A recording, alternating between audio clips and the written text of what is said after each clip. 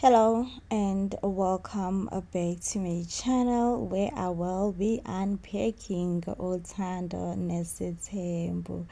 Lalela guys, finally we get to see the day of the trip. And yo guys, when I tell you that drama in them Selegus, now they're having breakfast, and it seems like even them having breakfast, it was Selegu who organized ukuthi bethole i-breakfast. Umseleku, I think, asked one of the staff members to organize a breakfast for them wherever they are. And let me tell you, mama ba-chilled, akekho nofuna ukuyingena indaba yokuthi kuzodliwani. Nkosi yami useyahlupheka bandla uMthombeni. I for one, I sympathize a lot with him because I was just like, wow. Kodwa labo mama kodwa labo mama baze nje abangayingeni indaba yokudla bayichilexela bathi nje yazini. So finally guys, everyone gets to have breakfast thanks to indoda, indoda must. Yay guys, nanti ibhubesi bo. Yay nanti ibhubesi laseMzumbe lizoqulisa ubabuwalo amacala. Ngithi umpumelelo wami ufaka ecourt uMthombeni. Useyambuza-ke lana ukuthi no Mthombeni, ngicabanga ukuthi ku-important ukuthi uclearishe igama lami ngesikhathi kwakunomsebenzi lapha ekhaya. Oma they assumed ukuthi mina bengazi ukuthi number 5 wakho uzofika nani. Kudayari-ke lana sebeyasho koThobile benoma ngwabo ukuthi no, ibhubesi nje linamanga. Thina sasidlalela nje siyijokela nalo, sathi hayibo wempumelelo, wena ngathi uyazi ukuthi la ekhaya bekuzoyenzakalani.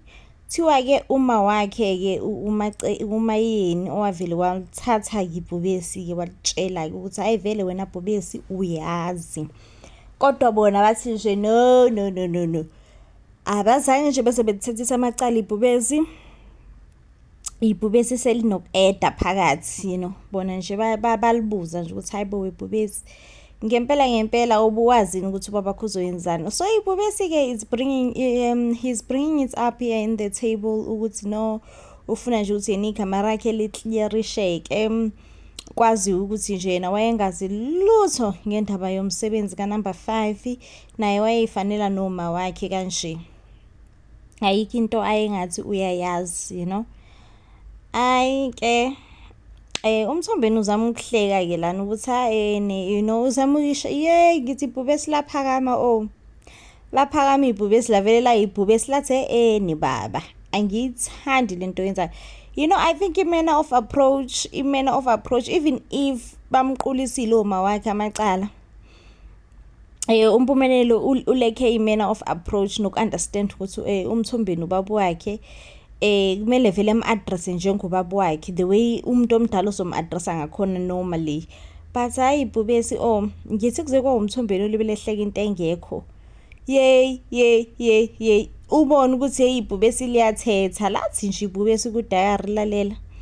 Lona nje lifuna nje into eqondile, alifuni nje ukuthi kushonelwe nale, kufuna nje umuntu ekhuluma into eqondile. So therefore, since yena he was accused ukuthi uyazazi izinto ka-number 5, ufuna nje ukuthi igama lakhe li-clearisheke kahle, kungabi nanokuthi omama bacabangani. Yey ngithi omama kade bengayivusa indaba ka-number 5, beyithulele bengaphawuli. Hayi Nkosi yami, nanti ibhubesi laze layinkinga ibhubesi eMzumbe, laze layinkinga.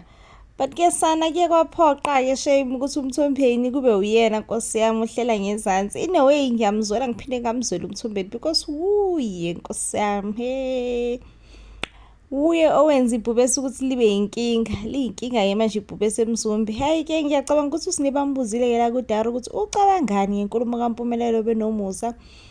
USine-ke useyasho-ke lana ukuthi no, yena nje ucabanga ukuthi uMpumelelo akamhloniphi nje ubaba wakhe, ngoba ukube bomhlonipha ubengeke nje ekhulume ngale ndlela akhulume ngayo.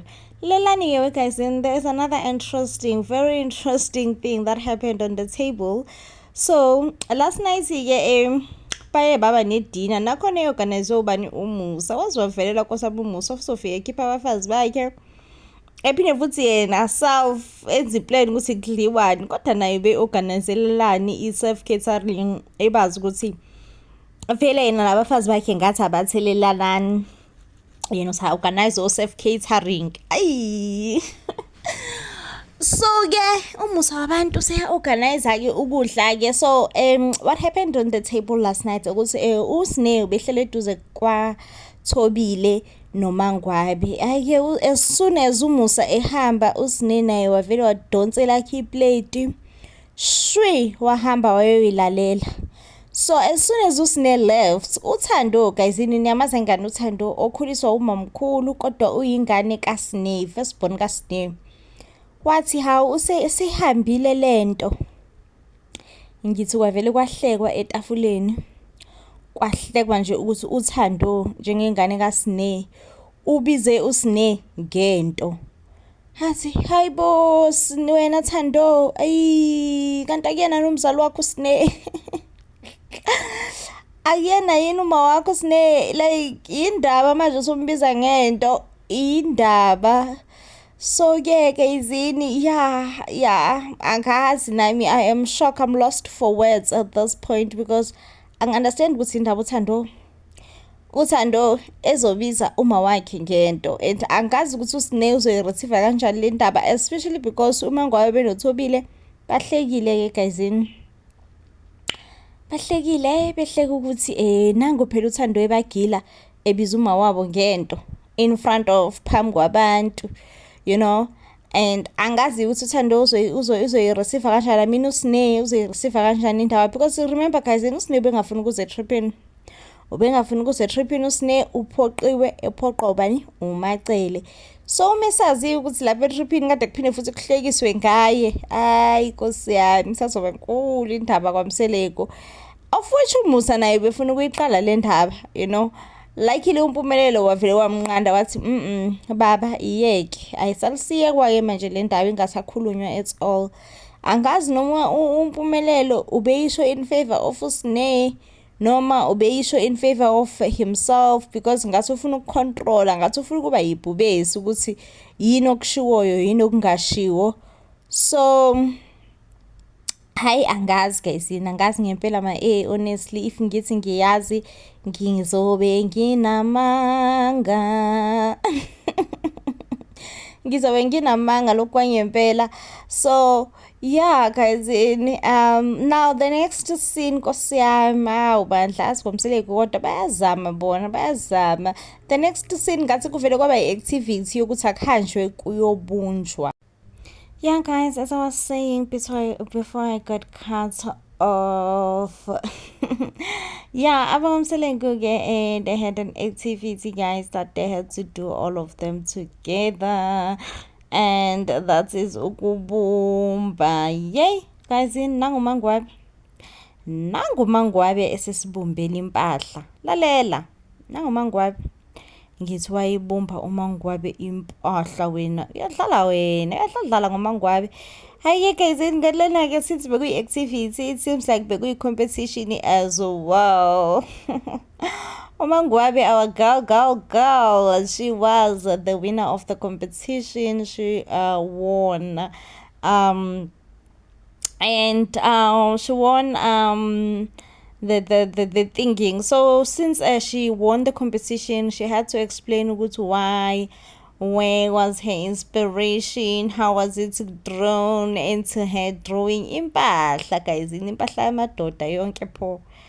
Hayi ke guys uyashokelana ke uMangwabi ukuthi no le mpahla le ngibumbile because this is how they demonstrate and teach people in the hospital or in the hospital where she's working at, how to protect themselves against any transferable diseases.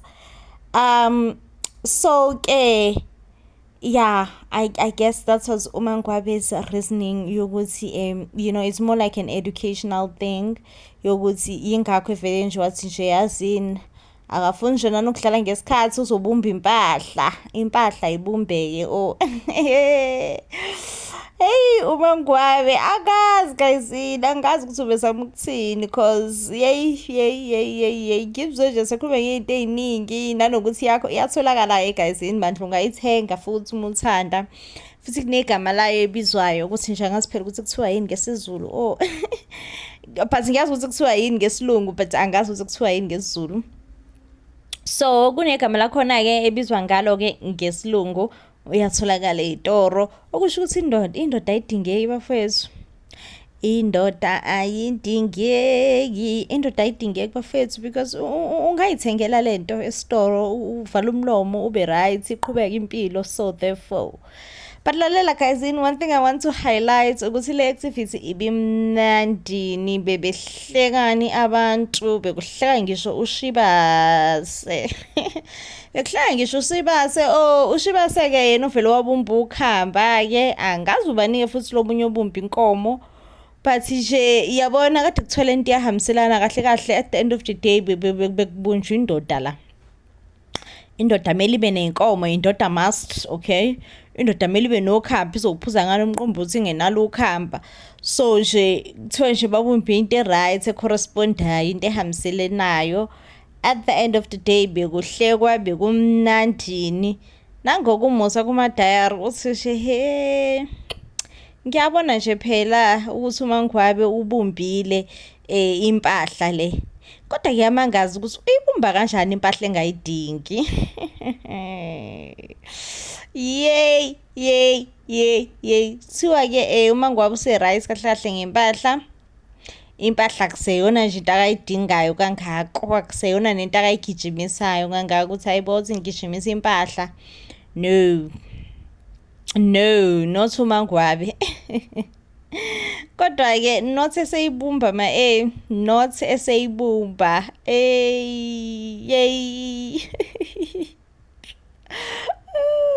I'm here for uMangwabe lokwengempela. I am here for uMangwabe. But guys, more than anything, you know, they got along in this activity. I don't know about the trip itself, but in this activity all was going right. So uMusa end up having a one-on-one noMayeni, you know, just abefuna ukubuza lana ukuthi hawu Mayeni wagcina ufikile nani, you know, I was so stressed ukuthi ingane seziyakhala zithumalo possibly akezi nani, you know. Mayeni uyashokela ukuthi hayi ingane sakhe vele zama actor again ayikho futhi na into azoyenza. Clearly umnini ube actor. So umnini ufunza uma wakhe. I don't know guys whether Mayeni, and I did say this on my previous review, like oh baby girl, she strikes me as ignorant. She really does strikes me as someone who's very ignorant, because how are you here saying your child, not being concerned about that your child was crying? If anything, you're calling him names, saying no. Uthanda kabi ukubukwa ke loyo, uthanda kabi uku-actor nje yazini, whatever that he was trying to do, it's not real. It's just him acting out and all that, because even uLubanzi, I think the youngest, or Kakamayeni, she's a girl, ubazi ukuthi no, asikho stress into engekho into engekho stress, you know, ubazi kahle ukuthi stress nje yena right urelaxile akana stress. Umayeni uzofika and kuzoyiwe tripping, so therefore yindaba ke uLontosana uLubanzi bekhala. And also guys, umayeni umefika tripping shembandla ushilo ukuthi nje hayi uzile nje phela ngoba kade senzele ingane ke ukuthi phela ingane, kodwa nje yena she's definitely not looking forward to the trip. Akayingeni nje indaba ye trip ke, kodwa besenzela ukuthi whatever it is ayinga affect abatwana. Wavele wasela decide ukuthi naye ayafike ke e-tripping. Oh Nkosi yami umayeni guys inakasayingeni, even ngisho uMusa secela ukuthi awu kodwa ngizolalaphi. So nje umayeni vele wathi nje hayibo bona mpimo bona ukuthi ulalaphi mina nje angingeni lokwa ngempela. yay wema baze ba ama-friends bo uMacele benoSamke. Yay, yabona le friendship hayi ngeke iyahlebisa guys, iyathethisa and thina sifuna ukuthetha-ke cabanga. Yay, ngithi i-friendship kaMacele noSamke, ayi, it's something else. Well, yeah, guys, one thing that I love about uSamke though is that whilst eMzumbe bebhizi nkosi yami ebambene, yay, ubona nje ukuthi kumuncu eMzumbe kushushu, kunother thing, kufuthumele man, you know, it's not nice eMzumbe. But ke uSamke, baby girl, she couldn't be bothered because I guess what Samke is doing? She's planning a whole wedding child. She is planning a gifting ceremony. So she is planning a gifting ceremony, guys. She is not bothered at all. Like, baby girl, she is at her most super fine. You know, she is not bothered. You know, she is not bothered. She is okay. She is fine. She is fluffy. She is happy. She is lalela ngaleso sikhathi eMzumbe kushushu. Ngaleso sikhathi knowing very well ukuthi angazi ukuthi why uSamke is planning uMembeso though, because guys, we just know ukuthi uThobile's Membeso happened like 3 years ago, if not 4 years ago, and uThobile was already married or was already with uMusa for like a couple of years, if not 10 years at the time. So I understand why uSamke is under the impression that uMembeso wakhe uzoba faster than okaThobile. Because ngiyacabanga ukuthi someone lapha eMzumbe uzo-objecta uma yeni nje uzothi yey akunamembeso ozowenziwa lana indlu yami yawa. You get? So angazi ukuthi indaba kwasami uSamke under the impression ukuthi uzoshada soon. Unless kumayeni vele ihambele idlalele oshabeni.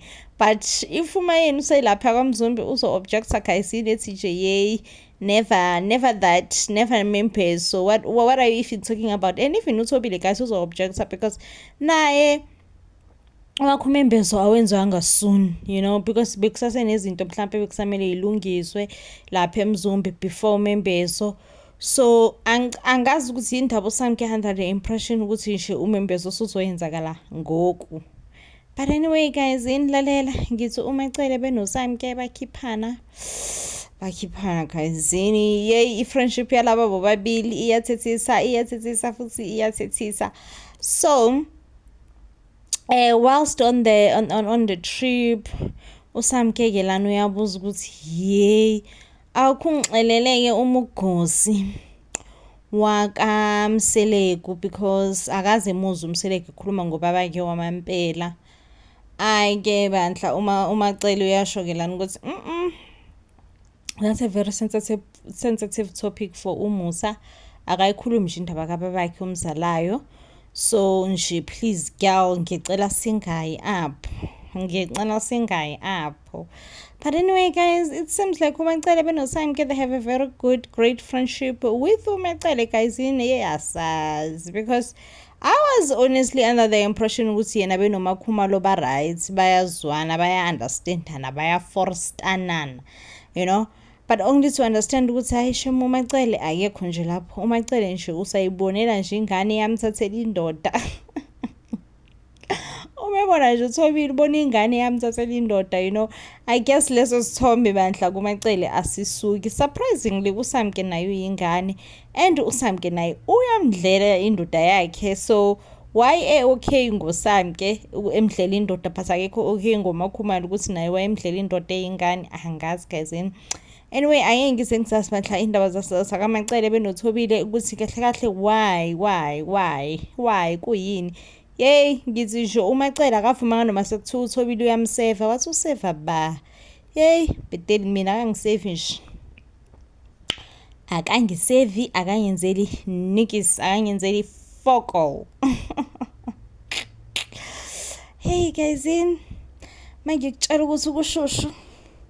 kushushu kuthuthumetse kuthuthufatse kushushu kuthuthufatse ku-everything ku-all in one kuyikho konke ezasemzumbe-ke lezo bafethu ezasemzumbe yabo ezasemzumbe yeah. Anyway guys, that's the end of our review. If you do love and enjoy our reviews, we'll give this video a huge thumbs up, and I will see you in the next one when I'm bringing you more reviews. Now guys, please do make sure that you comment down below and tell us, what do you think about your friendship kasamke no macele.